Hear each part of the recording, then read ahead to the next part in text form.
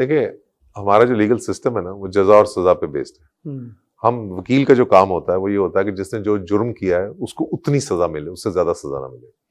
सो अगर आप as a वकील मुझसे पूछेंगे तो जब किसी ने अपनी सजा काट ली तो ही शुड बी, जब उसको रिफॉर्मेशन की तरफ जाना चाहिए ताकि वो सोसाइटी में वापस आ सके, अपने प्रोफेशन में वापस आ सके चीजें।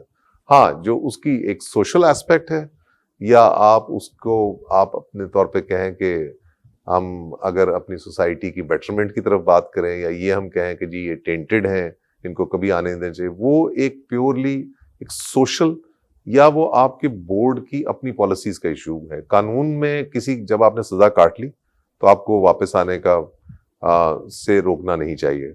बट देन अगेन, अगर आप किसी देखें, आप किसी सरकारी मुलाजमत के लिए अप्लाई करते हैं तो उसमें लिखा होता है अगर आपको किसी जुर्म में सजा हुई है, नहीं हुई, या आप किसी भी प्राइवेट, आप जैसे इस यूनिवर्सिटी है, अगर कोई बंदा कॉन्विक्ट है तो आई डोंट नो उसको टीचर रखेंगे कि नहीं रखेंगे। ये तो प्योरली यूनिवर्सिटी की पॉलिसीज का वो है, कानून में बार नहीं होती। But at time justice and equity they go hand in hand. तो वेदर इट्स इक्विटेबल और not, I don't know. Just as legally speaking उनके वापस आने पे कोई बार नहीं होनी चाहिए। बट इसी तरह जैसे मैंने आपसे रमीज राजा साहब का, रमीज राजा का उनका बड़ा क्लियर व्यू था कि anybody who is tainted should not be welcomed back.